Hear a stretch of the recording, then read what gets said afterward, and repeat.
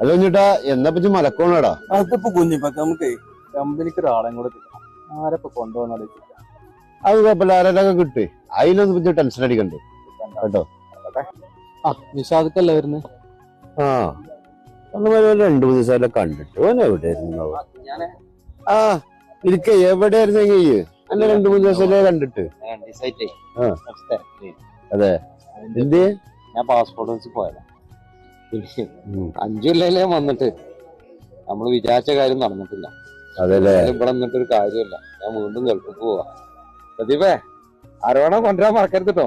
ഞാൻ അല്ലെങ്കിലും എന്റെ കുടിക്ക് കൊടുത്ത് പോണിച്ച്. നിങ്ങളില്ലെങ്കിൽ നിങ്ങളെ പേരേക്ക് വിശാദേ, അല്ലെങ്കിൽ ഇപ്പൊ നമ്മളെ നാട്ടിൽ നിന്നുള്ള വല്ല കാര്യമൊന്നുമില്ല. ഒരു 10 ഉറുപ്പ്യ സമ്പാദിക്കണം, അല്ലെങ്കിൽ ഒരു പെര കയറണമെങ്കിൽ നമ്മൾ അവിടെ തന്നെ പോകണം. അത് യാതൊരു സംശയമല്ല. ഇവിടെ 10 ഉറുപ്പ്യ കിട്ടിയാലേ കടലിൽ കായം കലക്കിയാൽ മൈതേട്ടാൽ ഒന്നും കാണൂല. എന്തായാലും ഞാൻ വന്ന കാര്യമൊന്നും അറിയില്ല. ഇനി ഏതായാലും പോയി വന്നിട്ട് നോക്കാം. ശരിയാകും. ഇന്നിപ്പോ എല്ലാരും ഉണ്ടല്ലോ.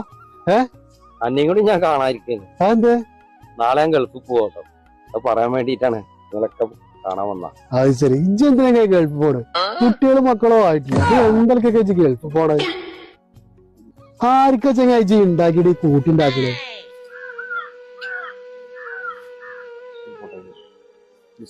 അജി പോവാ?